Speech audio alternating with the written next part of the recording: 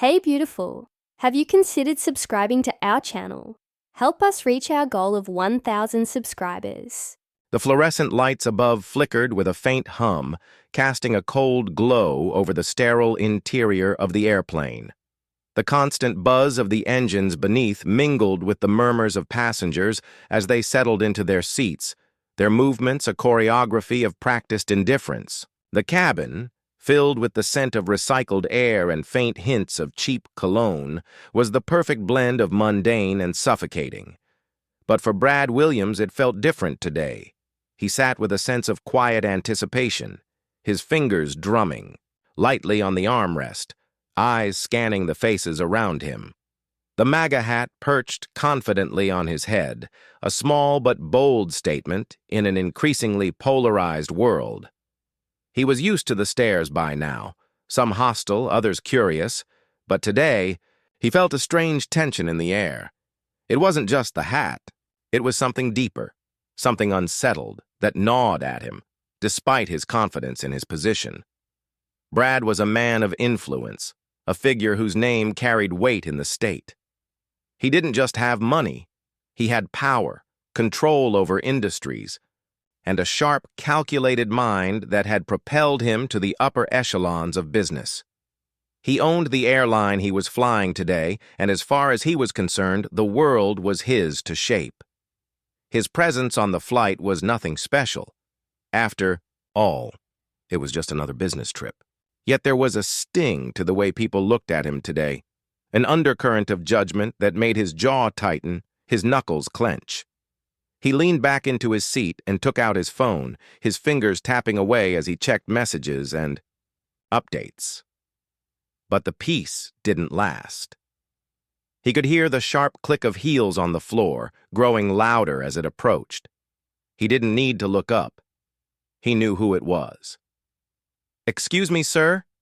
came a voice, slightly breathless but firm. Brad didn't recognize the flight attendant at first. She was young, probably in her 20s, her blonde hair tied back neatly in a ponytail. She stood before him, her posture stiff, her eyes briefly flicking to the red cap on his head. Brad looked up at her with a steady gaze. "Yes? I'm going to have to ask you to remove your hat," she said, her tone even but with an underlying note of authority. "It's company policy that passengers wearing political statements be asked to either remove or cover their items." Brad's eyes narrowed, but his expression remained cool, calculating. He could already feel the familiar prickle of annoyance, but he controlled it with practiced ease. This wasn't the first time someone had said something about the hat. He knew the drill. But something about the way she spoke made his teeth grit. It wasn't just about the policy, it was the arrogance of it. Who was she to tell him, of all people, how to dress?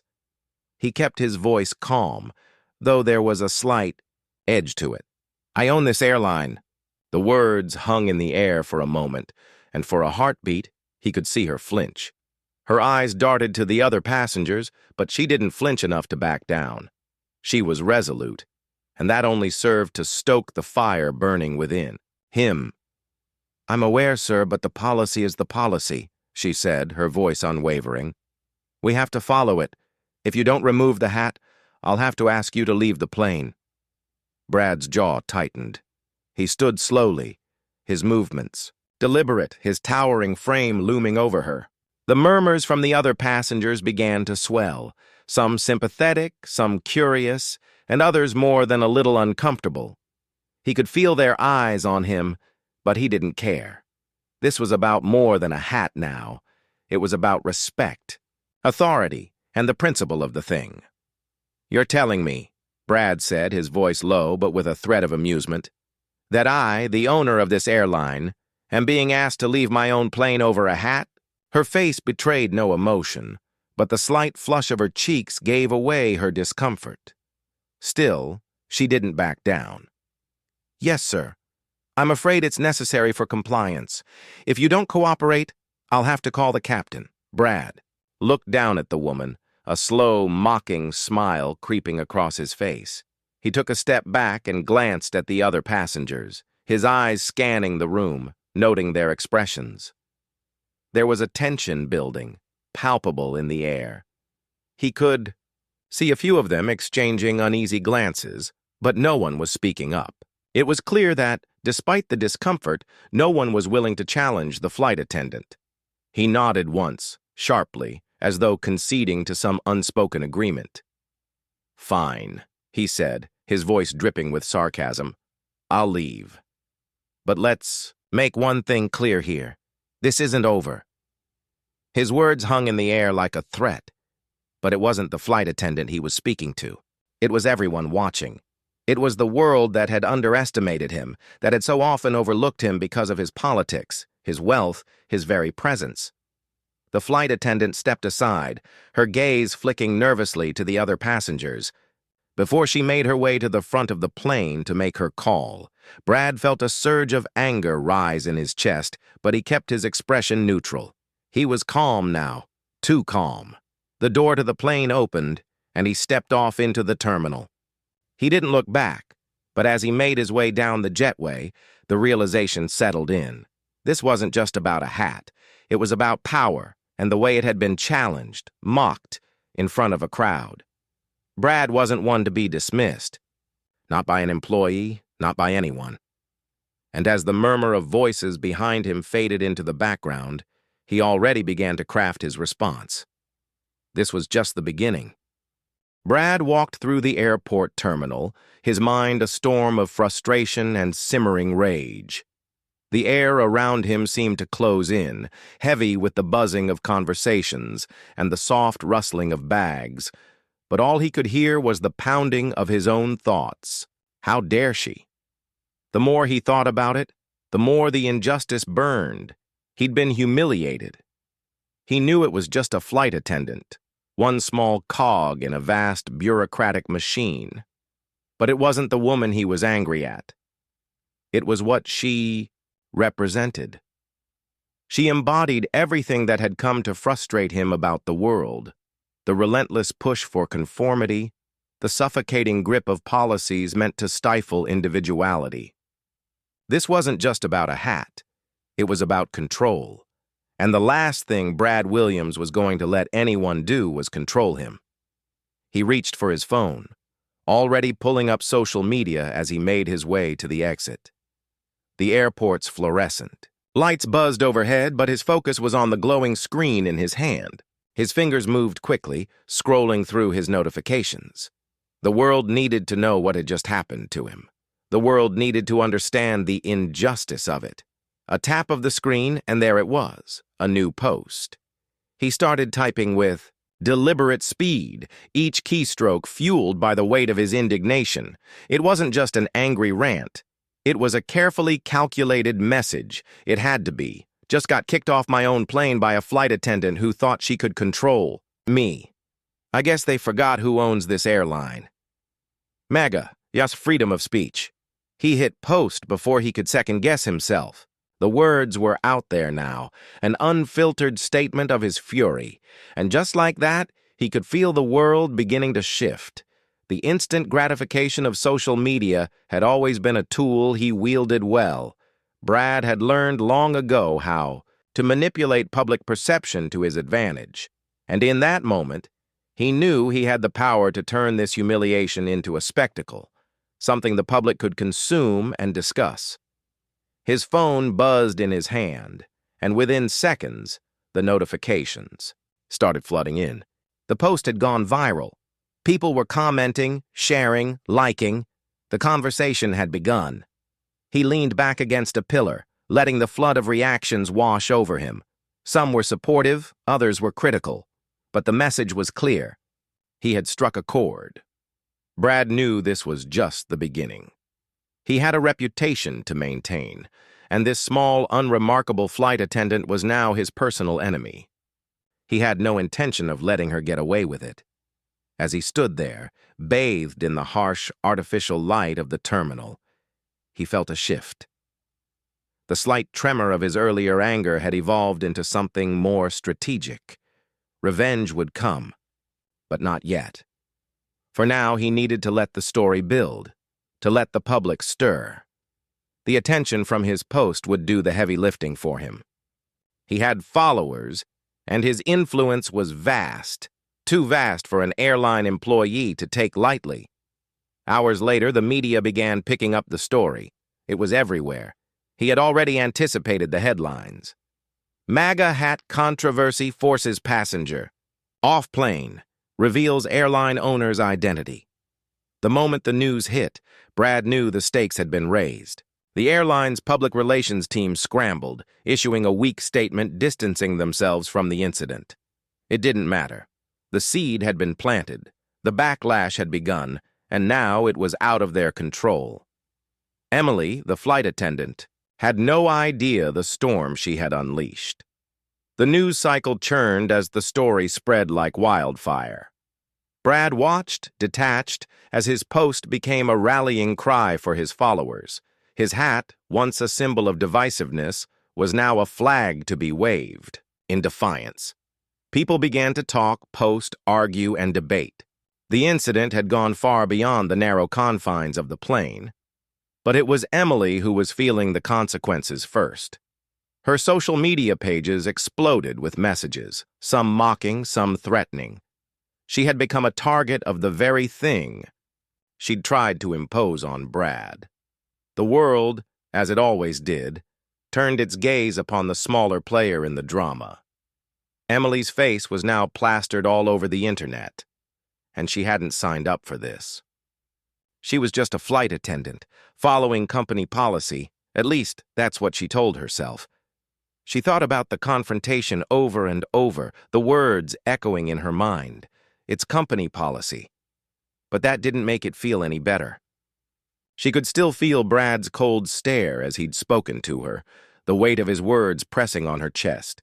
She had no idea who he was when she'd walked up to him. She hadn't known the man she was talking to was the very one who owned the entire airline. As her social media exploded with comments and hate, she began to feel the pressure. The airline's public relations team had contacted her, telling her to stay quiet and let them handle the situation. But the damage had already been done.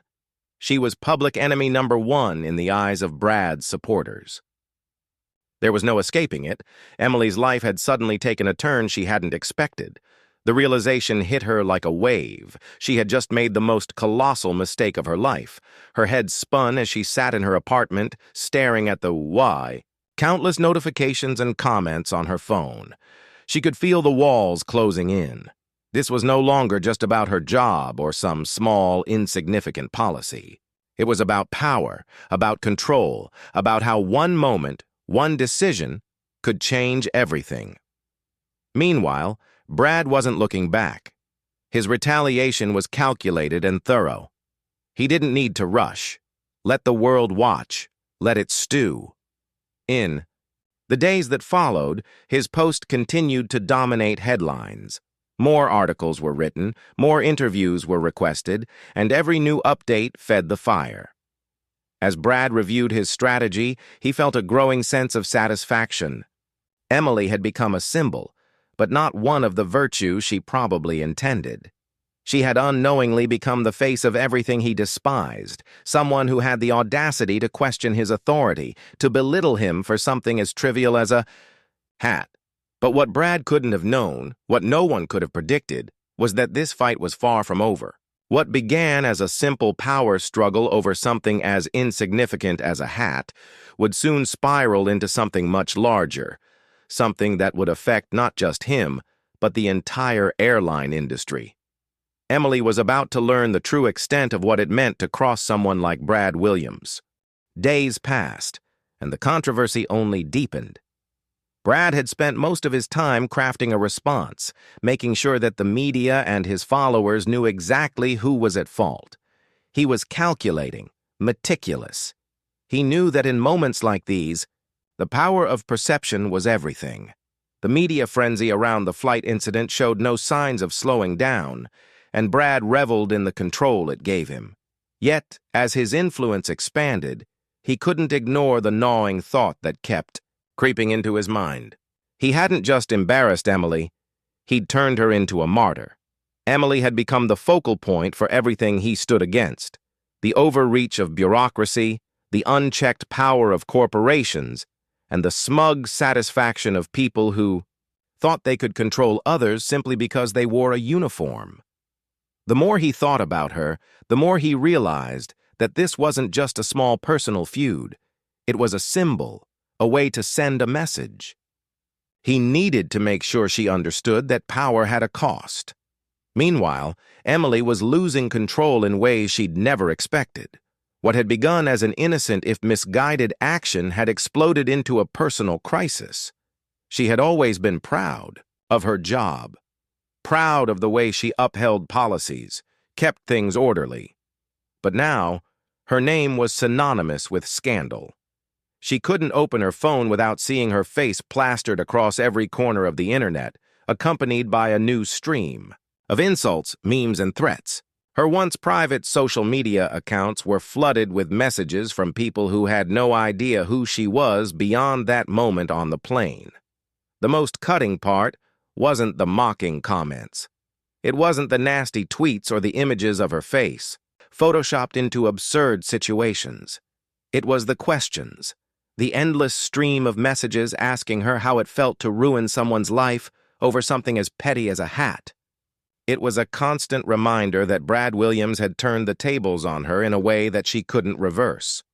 Her supervisors at the airline had remained silent, offering only vague reassurances that the matter would be handled internally. But the truth was, the company was scrambling. They were too afraid to take a side. Their response was tepid, trying to appear neutral, but that only made things worse. Emily had been thrust into a spotlight she hadn't asked for, and there was no escape. The media was relentless, but it wasn't until the press conference that things started to unravel. Emily had been summoned by the airline's legal team, forced to sit in a sterile conference room while they prepared her for damage control. They told her to keep quiet, to stay neutral, to avoid saying anything that could escalate the situation further. She was told that Brad had become a national figure in the political sphere, that his followers would not rest until they had their pound of flesh. But all Emily could think about was the image of Brad standing there, with his cold eyes and sarcastic smile, as he made it clear that he was not just some man to be dismissed. As the press conference began, Emily was seated on a panel next to airline executives. The room was packed with reporters, cameras flashing, microphones pointed at her.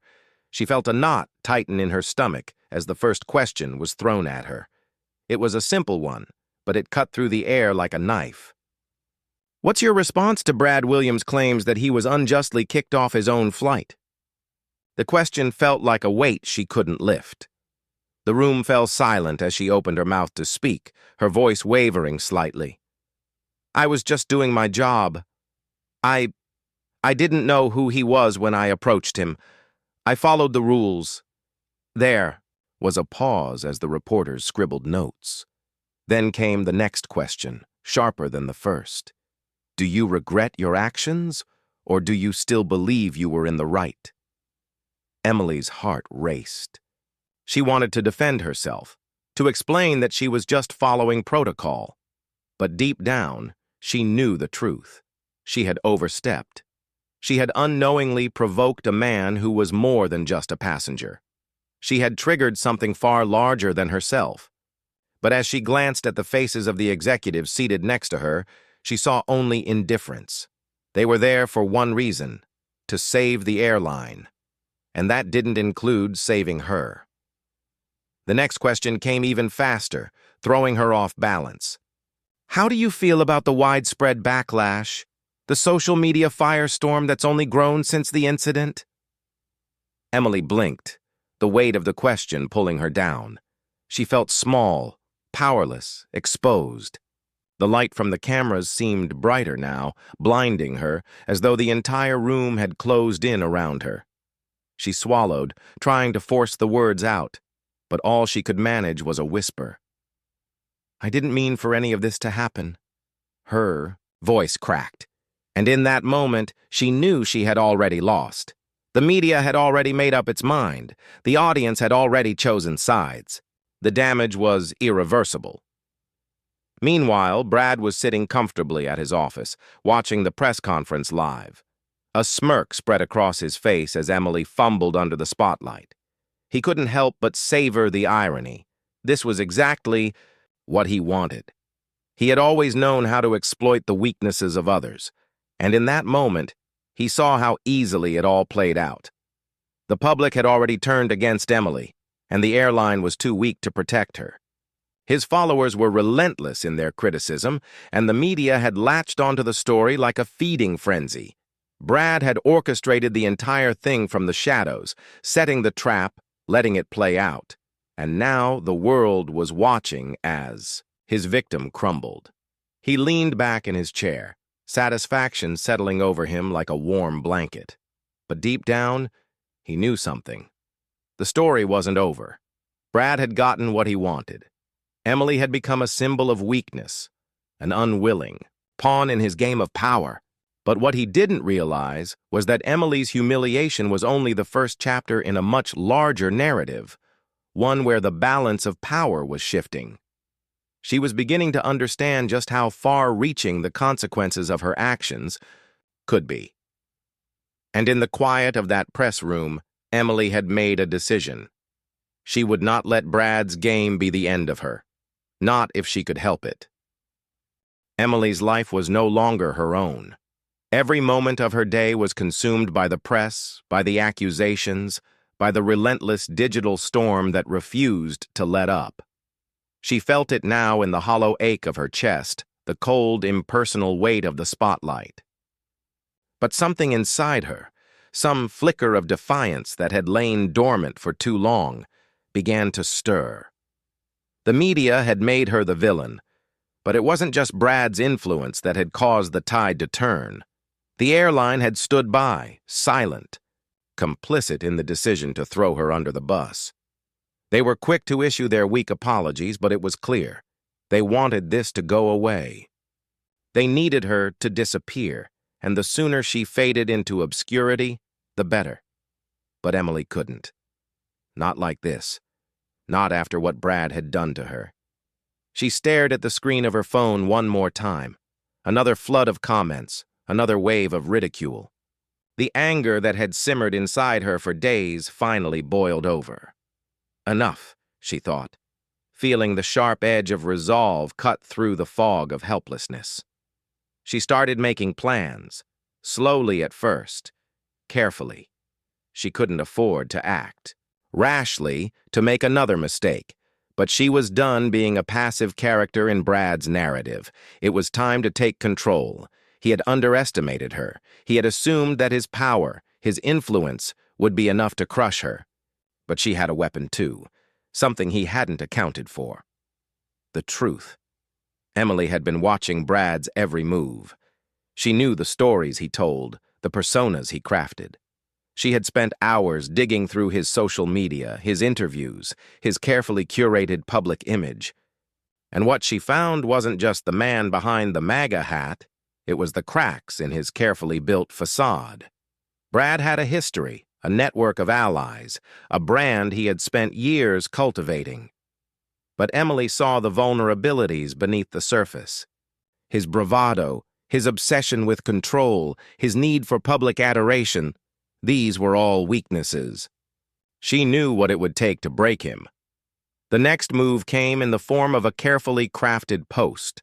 This time, she didn't just react, she became the storyteller. She had a video, one that Brad didn't know existed, a video from that very flight. The footage showed Brad, not as the powerful magnate he portrayed himself to be, but as a man throwing a tantrum over a small inconvenience. It was raw, unedited, and it revealed a side of him he had fought hard to keep hidden. In that video, Brad looked nothing like the calm, collected businessman he wanted the world to see. He was a bully, a petulant child, throwing his weight around for no reason other than to prove he could. The contrast was stark and damning. Emily didn't hesitate. She posted it.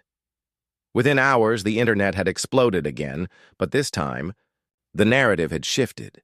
People began to see Brad for what he truly was, a man who had used his power to destroy a woman's career over a petty personal vendetta. The backlash was swift and unforgiving. News outlets were now questioning his motives, his integrity, and whether he had abused his position for personal gain. The video went viral, and just like that, the tides turned. Brad's carefully managed public relations machine was in overdrive, trying to suppress the damage. But the more they fought to contain the truth, the more it slipped through their fingers. Every attempt to discredit Emily only made her story stronger. Brad's arrogance had left him blind to the one thing that could take him down: the truth. It was in his nature to disregard those he saw as beneath him, to control the narrative until it fit his needs. But now, Emily had turned the tables. It wasn't just the media that was rising against him, it was his own followers. They felt betrayed. They felt manipulated. And for once, they were starting to ask questions. How had they been so easily swept up in his lies? In the wake of the video, the legal and political ramifications of Brad's behavior began to surface. What had seemed like a small act of retribution on his part, a petty move to flex his power over a flight attendant, had snowballed into a full-blown crisis.